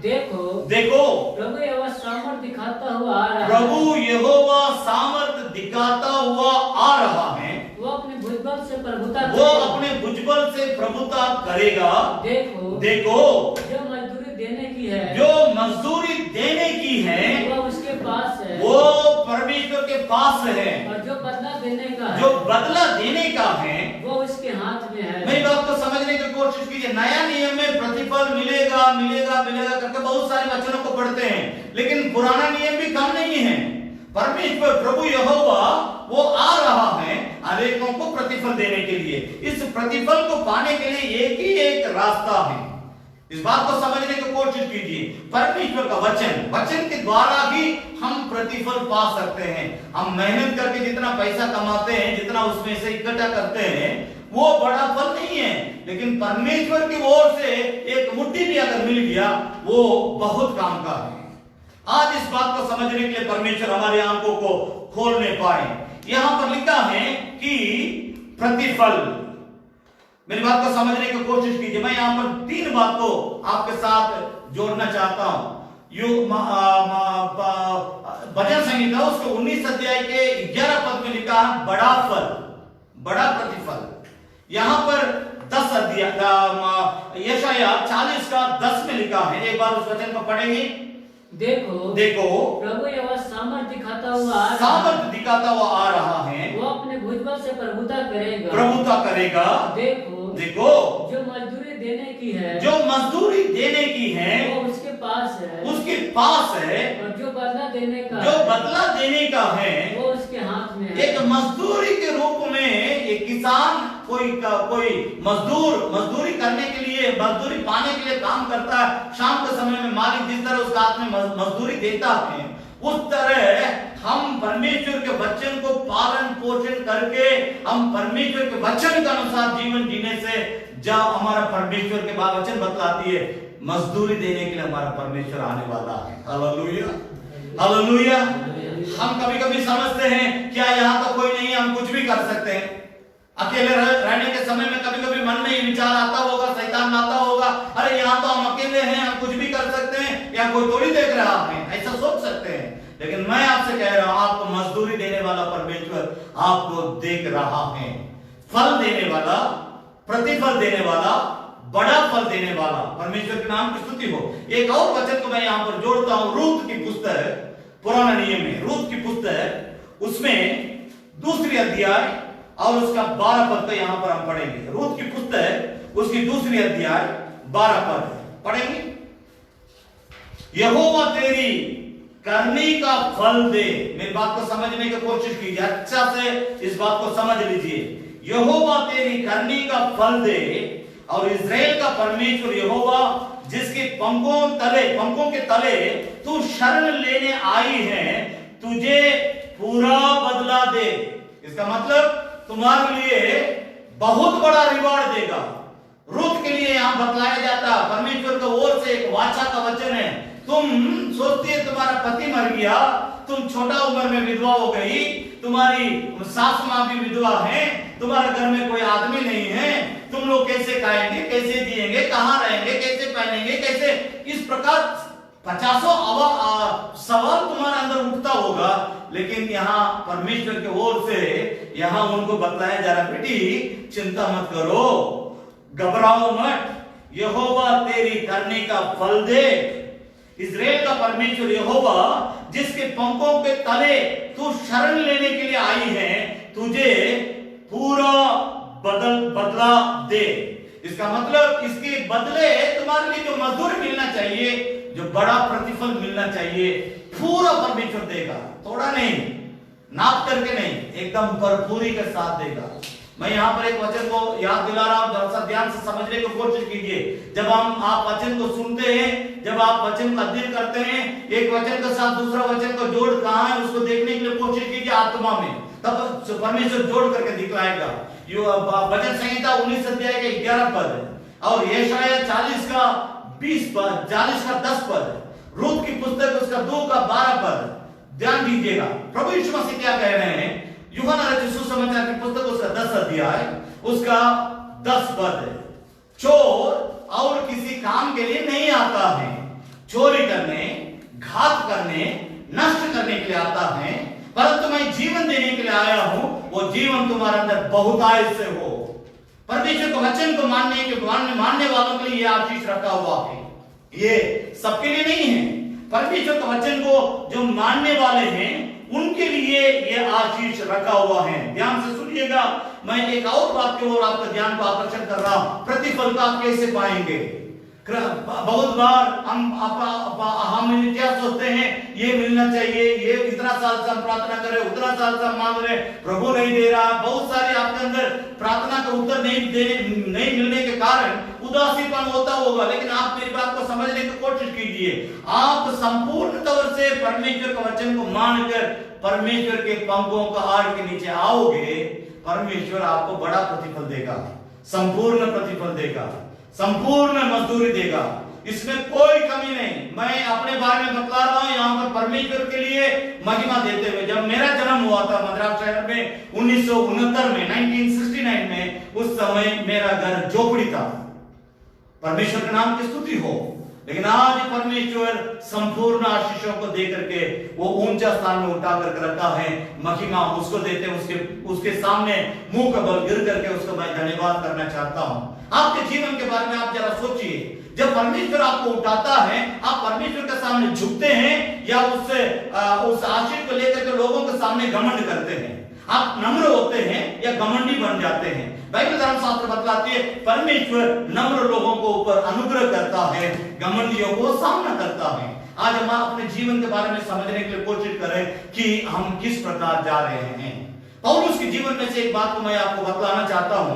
पहला कुरिन्थियों की पत्री उसके 9 अध्याय 16 और 17 पद को पढ़ेंगे। वहां पर ध्यान दीजिएगा, पौलुस के जैसे प्रभु यीशु मसीह के बाद पौलुस के जैसे इंसानों में कोई उतना मेहनत करके प्रभु यीशु मसीह का सेवा प्रचार नहीं किया, सफर नहीं किया। वो व्यक्ति कितना नम्रता के साथ परमेश्वर का उस प्रतिफल को पाने के लिए किस प्रकार का बयान देता है। पहला कुरिन्थियों की पत्री उसका 9 अध्याय 16 और 17 पद को पढ़ेंगे। यदि मैं सुसमाचार सुनाऊं तो मेरे लिए कुछ घमंड की बात नहीं, क्योंकि यह तो मेरे लिए अवश्य है। यदि मैं सुसमाचार न सुनाऊं तो मुझ पर हाय। क्योंकि यदि हम अपनी इच्छा से ये करता रहूं तो मजदूरी मुझे मिलती है। और यदि अपनी इच्छा से नहीं करता, यदि हम स्वेच्छा से अपनी इच्छा से नहीं भी करता हूं तो भी भंडारीपन मुझे जिम्मेदारी सौंपी गई है, उसके चलते प्रतिफल जरूर मिलेगा। मैं यीशु मसीह का नाम जो लोग नहीं जानते उनको अगर मैं प्रचार करूंगा, खुशी से करूंगा, दुख से करूंगा, तकलीफ के साथ जाके करूंगा, कठिनाई के साथ करूंगा, आसानी से करूंगा, हम कैसे भी करेंगे, सबको लेकर के बोल रहे हैं, हम कैसे भी करेंगे उसका प्रतिफल जरूर हम खोने नहीं पाएंगे। प्रभु यीशु मसीह ने कहा अगर इस संसार में किसी व्यक्ति को तुम एक लोटा ठंडा पानी भी पिला देगा, उसका भी प्रतिफल को तुम खोने नहीं पाएगा। बाइबल में बात को समझने की कोशिश कीजिए। प्रकाशित वाक्य है उसका 22 अध्याय, प्रकाशित वाक्य उसका 22 अध्याय, हाँ उसमें हम 12 पद को पढ़ेंगे। 22 का 12 यहाँ देखिए प्रभु यीशु मसीह किस तरह सुंदर ढंग से उसके प्रतिफल के बारे में बतलाता। देख मैं शीघ्र आने वाला हूं और हरेक के काम के अनुसार बदला देने के लिए प्रतिफल मेरे पास है। मैं आपसे कहना चाहता हूं उस परमेश्वर का प्रतिफल को पाने का रास्ता एक रास्ता है परमेश्वर का सत्य बाइबल धर्मशास्त्र के वचन के अनुसार जीने के द्वारा ही हम उस आशीष को प्राप्त कर सकते हैं। मैं तीसरी बात को बोल करके अंत करता हूं। तीसरी बात भजन संहिता, फिर उसी वचन को और आपको ध्यान का आकर्षण कर रहा हूं। भजन संहिता उसका 19 अध्याय 11 पद। इस मैंने पहले आपसे कहा था परमेश्वर के वचन में, इस वचन में 2 बात है, एक प्रतिफल की बात है, दूसरा चेतावनी की बात है। चेतावनी हमारे लिए क्या है उसके बारे में मैं बतला करके मैं अंत करता हूं। पढ़ेंगे 19 से तेरा दास चिताया जाता है, तेरे सत्य धर्मशास्त्र के द्वारा ही, तेरे वचन के द्वारा ही तेरा दास चिताया जाता। बस ध्यान दीजिएगा, वचन ही हमें चिताता है। तुम गलत हो, तुम सही हो, तुम बिल्कुल कबाड़ हो गया है, तुम बिल्कुल पाप से डूब गया है, तुम परमेश्वर के विरोध में जाते हो, तुम परमेश्वर के पक्ष में जाते हो, तुम परमेश्वर से दूर चले गए हो, तुम परमेश्वर के नजदीक में आते हो। इन सारी बातों को परमेश्वर को मानने वाले हर इंसान के लिए, चाहे जो नहीं भी मानते हैं उनके लिए भी एक दर्पण की तरह ये बाइबल धर्मशास्त्र दिखाती है। मेरी बात को समझने की कोशिश कीजिएगा। हर इंसान रोज 10 बार दर्पण देखते होंगे, कोई 100 बार भी देखते हैं।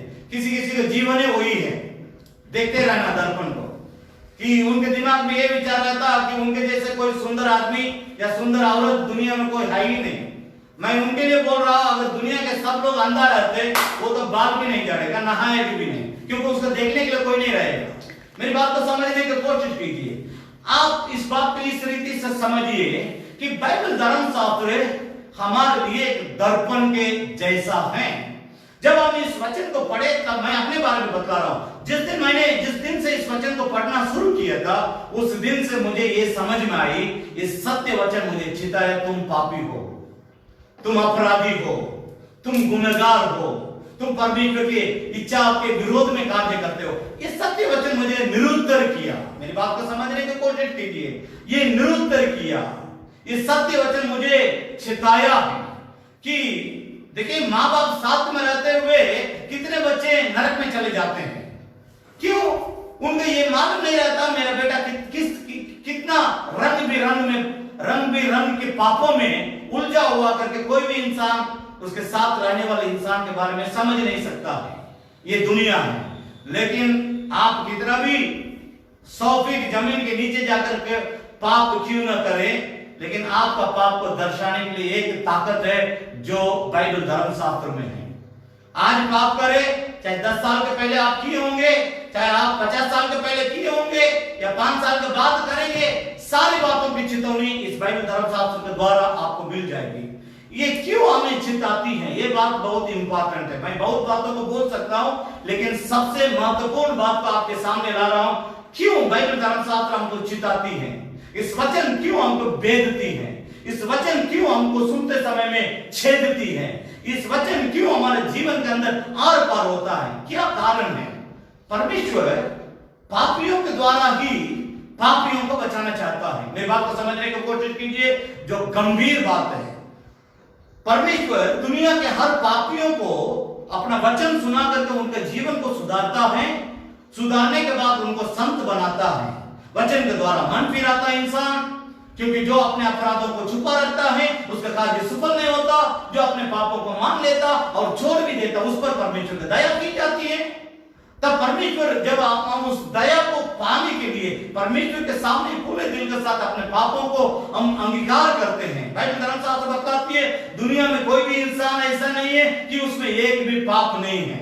अगर कोई कहता है, पहला यूहन्ना पहला अध्याय 7 पद से लेकर 10 पद तक अगर आप पढ़ेंगे, वहां पर लिखा हुआ है, अगर कोई कहता है, पहला यूहन्ना पहला अध्याय 7 से लेकर 10 पद तक अगर हम पढ़ेंगे, समय नहीं है पढ़ेंगे, वहां पर लिखा हुआ है, अगर कोई कहता है कि मुझ में एक भी पाप नहीं है, तो इसका मतलब परमेश्वर को झूठा साबित करने के लिए कोशिश करता है।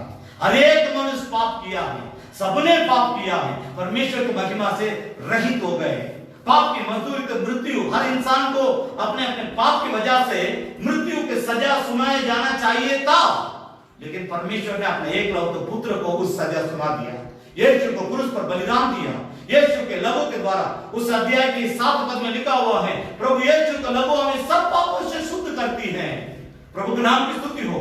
तो पापियों को परमेश्वर शुद्ध करके, पवित्र संत बना करके, उनके द्वारा ही पापियों को खोजने का काम परमेश्वर करता है।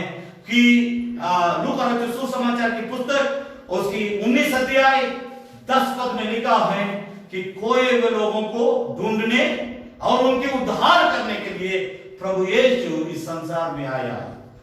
उससे खोया हुआ पापियों में से मैं एक पापी था, यीशु मुझे ढूंढ के आया। उस खोए हुए पाप में खोए हुए पापियों में से आप सब कोई एक थे कि यीशु ढूंढ करके आया।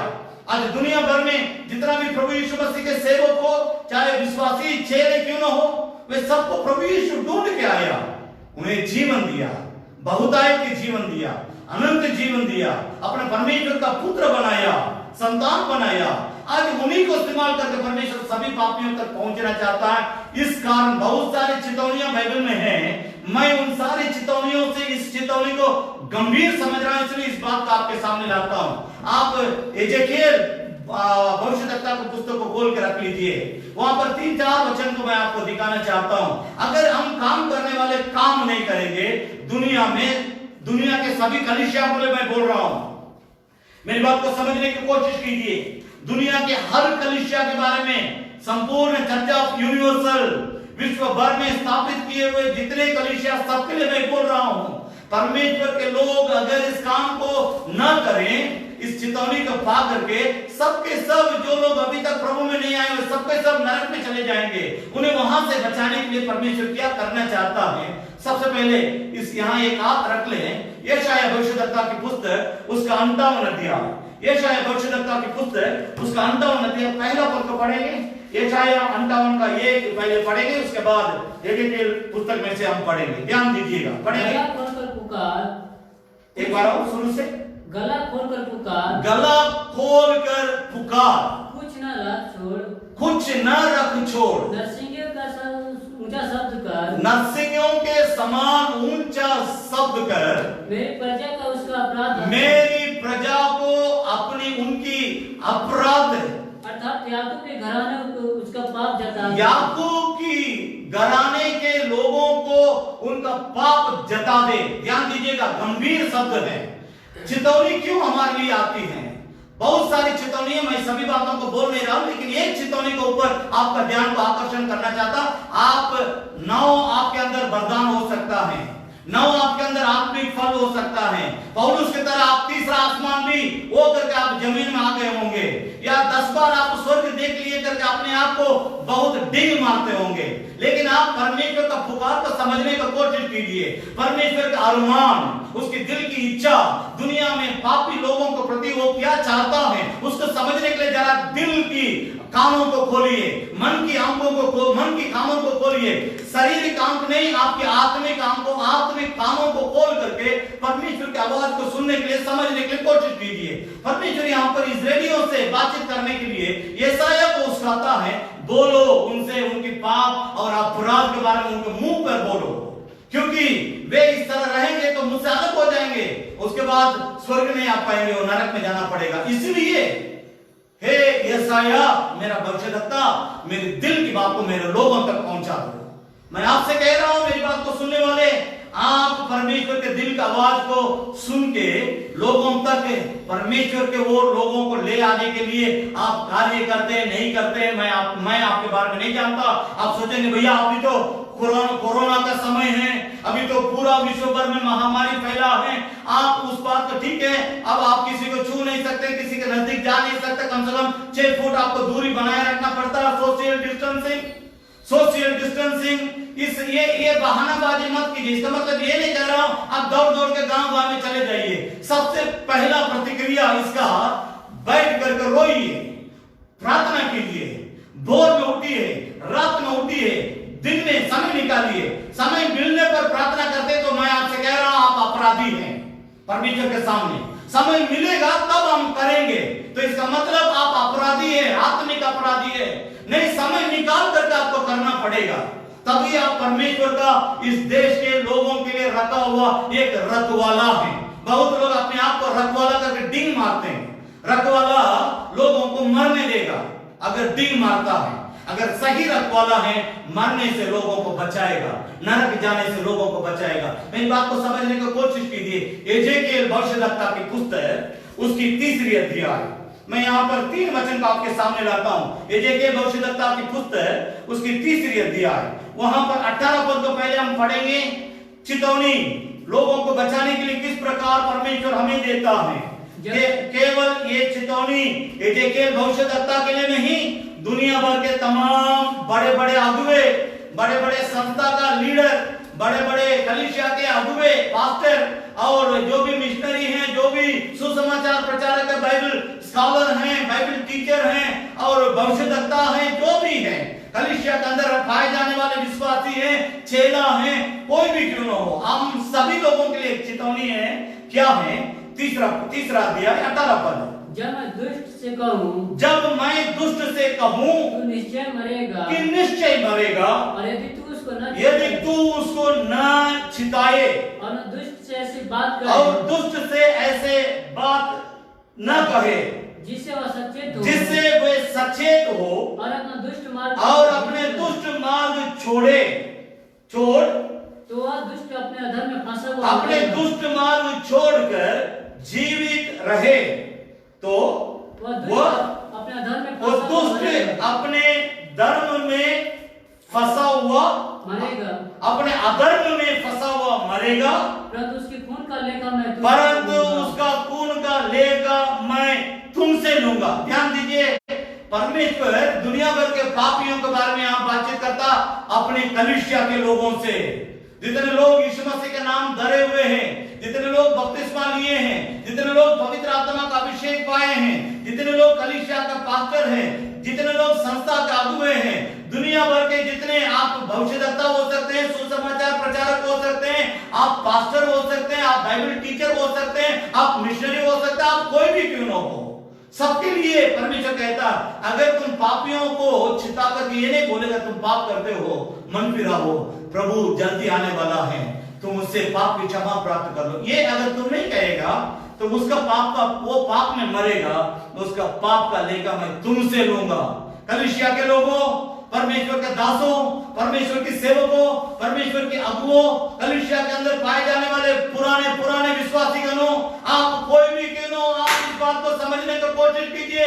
पापी अपने पापों के कारण मरेगा, उससे आप पहले नहीं बोलेंगे, न बोलने के कारण उसका पाप का लेगा परमेश्वर आपसे लेगा। 18 अध्याय इसी किताब में एक और वचन को और हम आपको ध्यान को आकर्षण करना चाहते हैं, पढ़ेंगे 18 अध्याय 20 पद से लेकर 23 पद तक हम पढ़ेंगे, 20 से लेकर 23 तक पढ़ेंगे। जो प्राणी पाप करे वही मरेगा, न तो पुत्र पिता के अधर्म का भार, न तो पुत्र पिता के अधर्म के भार उठाएगा, और न पिता पुत्र का, धर्मी को अपने ही धर्म का फल, और दुष्ट को अपने ही दुष्टता का फल मिलेगा। परंतु यदि दुष्ट जन अपने सब पापों से फिरकर मेरी सब विधियों का पालन करे और न्याय और अधर्म के काम करे, वह न मरेगा वरन जीवित ही रहेगा। उसने जितने अपराध किए हो उनमें से किसी का स्मरण उसके विरोध न किया जाएगा। जो धर्म का काम उसने किया हो उसके कारण वह जीवित रहेगा। 23 पद, प्रभु यहोवा की ये वाणी है, क्या मैं दुष्ट के मरने से कुछ भी प्रसन्न होता हूँ? क्या मैं इससे प्रसन्न नहीं होता कि वो अपने मार्ग में से फिरकर जीवित रहे। परमेश्वर के दिल के अरमान, परमेश्वर की दिल की इच्छा, परमेश्वर की दिल की गुजारिश हम सभी विश्व भर के कलीसिया के लोगों से यह है कि वो एक भी पापी मर के नरक में जाने के लिए वो नहीं चाहता है। मैं आपसे पूछ रहा हूं, आपके अंदर किस प्रकार की चाहत है? बचाने की चाहत है या छोड़ देने के, नरक में छोड़ देने की आपकी चाहत है? आप अपने बारे में समझने की कोशिश कीजिए। 33 अध्याय उसी किताब में 33 अध्याय का हम 9 पद को पढ़ेंगे। 33 अध्याय के 9 पद पढ़े। परंतु यदि दुष्ट को उसके मार्ग के विषय चिताए, वो अपने मार्ग से फिरे और अपने मार्ग से न फिरे, तो अपने अधर्म में फंसा हुआ मरेगा। तो वह तो अपने अधर्म में फंसा हुआ मरेगा, परंतु तू अपना प्राण बच जाएगा। अगर हम बता देंगे स्वर्ग के बारे में, नरक के बारे में, पाप के बारे में, पवित्रता के बारे में, उद्धार के बारे में, और प्रभु यीशु मसीह के क्रूस की त्याग बलिदान, उसकी लहू किस तरह हमारे लिए, हम पापियों के लिए बहाया गया, इन सारी बातों को, उसकी मृत्यु के बारे में, उसकी गाड़े जाने के बारे में, तीसरा दिन जी उठने के बारे में, फिर स्वर्ग उठा लिए जाने के बारे में, फिर दोबारा इस संसार में वापस आने के बारे में, सभी बातों का हम बतला करके उसका हम सब बातों को, प्रभु के सभी बातों का हम बतला देंगे, हम बच जाएंगे। वो पाप के कारण मरेगा, उसका पाप उसी के ऊपर रहेगा। अगर उसका आप नहीं बतलाएंगे, मित्रता करेंगे, ये मेरा चाचा है, ये मेरा मामू है, ये मेरा भतीजी है, ये मेरा भतीजा है, ये मेरा ये है, वो है करके आप लोगों से रिश्ता करेंगे नरक जाने के लिए, उनको नरक से बचा करके परमेश्वर के साथ रिश्ता जोड़ने का काम अगर आप नहीं करेंगे, कदापि परमेश्वर आपको क्षमा नहीं करेगा। ये मेरा नहीं, परमेश्वर का वायदा है। मेरी बात को समझने की कोशिश कीजिए। 2 वचन को पढ़ करके मैं आप सभी लोगों के लिए प्रार्थना करना चाहता हूं। परमेश्वर की नया नियम में परमेश्वर के दिल के अरमान, दूसरा पत्रस की पत्री उसकी 3री अध्याय 9 पद, दूसरा पत्रस की पत्री उसकी 3री अध्याय 9 पद। यहाँ प्रभु परमेश्वर की इच्छा को थोड़ा समझने के लिए कोशिश कीजिए। क्या बाइबल धर्मशास्त्र बतलाती है, परमेश्वर पापियों के बारे में क्या सोचता है। प्रभु अपनी प्रतिज्ञा के विषय में देर नहीं करता। जैसे देर कितने लोग समझते हैं, पर तुम्हारे विषय पे धीरज धरता है और वो नहीं चाहता कि कोई नाश हो, वरन यह है कि सबको मन फिराव का अवसर मिले। परमेश्वर नहीं चाहता एक भी पापी नरक में जाए। मैं आपसे कह रहा हूं, हाथ जोड़ के आपसे कह रहा हूं, आप भी न चाहे। अगर आपके अंदर परमेश्वर के जैसा इच्छा है, परमेश्वर की इरादा, उसकी इच्छा को अगर आप, उसके अरमान का अगर आप लेकर के चलने वाले एक सच्चा अच्छा परमेश्वर का भक्त है, सच्चा चेला है, सच्चा सेवक है, सच्चा विश्वासी है, तो आप एक भी पापी को नरक में जाने से पहले रोकने का काम करेंगे। अगर अपने आंखों को बंद करके, कानों को बंद करके आप चुपचाप से रह जाएंगे। आज बहुत कलीसिया के बारे में वहां का विश्वासी लोग हमको फोन करके बताते हैं, भैया हमारा सेवक भी हमको फोन करके नहीं बात करता है भैया, अब हम लोग को समझ में नहीं आता है। एक नहीं, अनेक कलीसिया के विश्वासियों का ये दुख है, अनेक कलीसिया के विश्वासियों का ये आंसू है, अनेक कलीसिया के लोगों छात्र पीट पीट करके बोलते हैं हमारा पास्टर हम लोग को भूल गया है। मैं आपसे कह रहा हूं, आप सेवक हो, विश्वासी हो, विश्वासी आप अपने रिश्तेदारों को नरक में जाने से रोके, सेवक अपने विश्वासियों को परमेश्वर के पास ले जाके जोड़ने का काम करें। इसमें से आगे पीछे कोई मोड़ कर ना देखे। मेरी बात को समझने की कोशिश करें। अगर परमेश्वर की इच्छा यह है कि एक भी पापी नरक में ना जाए, मैं आपसे पूछ रहा हूं, आपका इरादा और इच्छा क्या है। अंत में पहला थिस्सलुनीकी की पत्री उसकी 5 अध्याय, पहला थिस्सलुनीकियों उसकी 5 अध्याय 14, 15 2 पद को पढ़ करके हम प्रार्थना करेंगे। और हे भाइयों, इसका प्रयोजन है कि हम तुम्हें समझाते हैं कि कालों के विषय में तुम्हारे पास कुछ लिखा जाए। पहला थिस्सलुनीकी की पत्री उसकी 5 अध्याय 14 और 15 पद को पढ़ेंगे। हे भाइयों, हम तुम्हें समझाते हैं कि जो ठीक चाल नहीं चलते उनको समझाओ। और कोई भी क्यों ना हो, बात को समझने की कोशिश कीजिए। ठीक नहीं है तो ठीक नहीं है, इसका मतलब ये नहीं विश्वासी है, नया विश्वासी है, बाइबल मैंने ये क्या लीडर है, ये जोनल लीडर है, या डायरेक्टर है, या रीजनल डायरेक्टर है, या संस्था का डायरेक्टर है, ये संस्थापक है, ये ऐसा नहीं है। सब जब गिराया जाता है सबको ऊपर गिराया जाएगा। कोई स्पेशल नहीं है, कोई बड़ा नहीं है, कोई छोटा नहीं है, कोई बेकार नहीं है, कोई नालायक नहीं है। सब किसी को यीशु मसीह का लहू ही धो करके संत बनाया, सब किसी को परमेश्वर का वचन ही शुद्ध किया, सब किसी को पवित्र आत्मा ही परमेश्वर के साथ जोड़ करके रखा। इसलिए इसमें कोई बड़ा छोटा नहीं है। अगर आपके अंदर नम्रता है, कोई आपको गलती का आपके मुंह पर बोलेगा, उसको स्वीकार करेंगे, तब समझ लीजिए आप नम्र है। अन्यथा आप घमंडी है, इसलिए बात मानने के लिए तैयार नहीं है। फिर से मैं एक बार शुरू से पढ़वाना चाहता हूं। हे भाइयों, हम तुम्हें समझाते हैं, अंत में मैं तुम सभी लोगों को समझाते हैं कि जो ठीक चाल नहीं चलते उनको समझाओ, उनको समझाओ। कायरों को ढाढ़स दो, निर्बलों को संभालो, सबकी ओर सहनशीलता दिखाओ। सावधान, कोई किसी से बुराई की बदले बुराई ना करे, पर सदा भलाई करने पर तत्पर रहो। आपस में और सबसे भी भलाई की चेष्टा करो। मैं यहाँ पर रुकता हूँ। मैं 3 बात तो आपके सामने रखा था कि परमेश्वर की चितौनियों को पालन करो। परमेश्वर के वचन के द्वारा ही प्रतिफल हमें मिलेगी। परमेश्वर का वचन हमें चेतावनी देती है। मेरी बात को समझने की कोशिश कीजिए।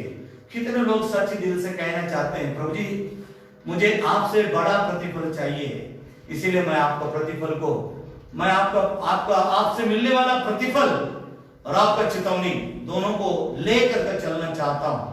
ऐसा कहने वाले हमको दोनों चाहिए। सिर्फ आपसे मिलने वाले आशीर्वाद नहीं, आपके द्वारा मिलने वाली चेतावनी भी हमें चाहिए। ऐसा कहने वाले अपने जगह में खड़े हो जाएं। मैं आपके लिए प्रार्थना करना चाहता हूं।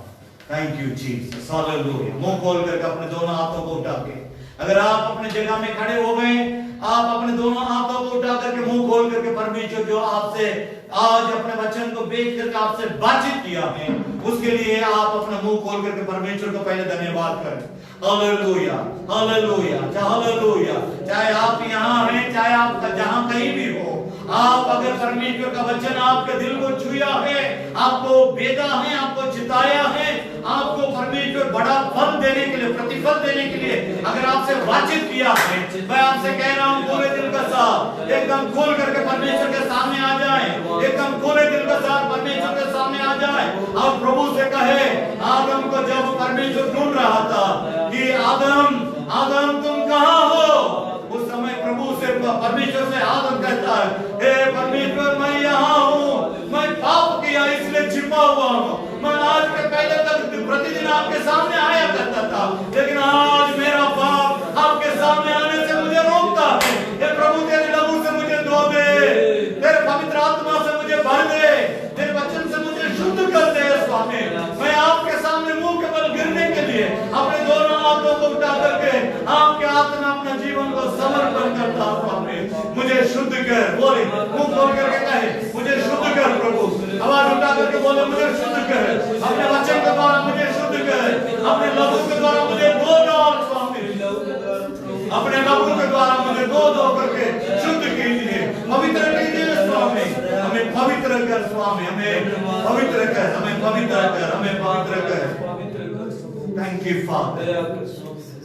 तेरे लहू से मुझे धो दे तू प्रभु, तेरे लहू से मुझे धो ले तू प्रभु, पूरी तो से अभी तेरे ही समान होने के लिए मेरे जीवन में काम कर तू प्रभु, तेरे ही समान होने के लिए मेरे जीवन में काम कर तू प्रभु। दयालु पिता, तेरे लोगों के लिए हम प्रार्थना करते हैं जो यहाँ हैं और जहां कहीं भी लोग इस प्रार्थना में शामिल हो रहे हैं, सभी लोगों को तेरे हाथ में सौंपते हैं। सबको पिता परमेश्वर आपको पुत्र प्रभु यीशु मसीह के लहू से, आपके पवित्र वचन से, आपके पवित्र आत्मा के सामर्थ्य से धो करके शुद्ध कीजिए। और प्रभु जी हमें आपके प्रतिफल भी चाहिए, आपके चेतावनियां भी हमें चाहिए। हम दोनों को लेकर के चलने के लिए अनुग्रह प्रदान कीजिए। वचन को सुनने वाले सबों को ऊपर तेरा स्वर्गीय आशीष उतर आने पाए। धन्यवाद का साथ सारी इज्जत और महिमा तुझे देते हुए प्रार्थना प्रभु यीशु मसीह के नाम से मांगते हैं, सुन और ग्रहण कर ले पिता, आमीन। हे मेरे मन यहोवा को धन्य कर, हे मेरे मन उसके पवित्र नाम को धन्य कर, हे मेरे मन यहोवा को धन्य कर और उसके किसी भी उपकार को तू नहीं भूलना, आमीन। अब हमारा पिता परमेश्वर का प्रेम, प्रभु यीशु मसीह का अनुग्रह, पवित्र आत्मा की संगति और उसकी सहभागिता हमारे प्रभु यीशु मसीह के लौट आने समय तक हम सबों के साथ बने रहने पाए, आमीन, आमीन। प्रभु आप सभी लोगों को आशीर्वाद दें, सब किसी को जय मसीह की। God bless you. Thank you Lord.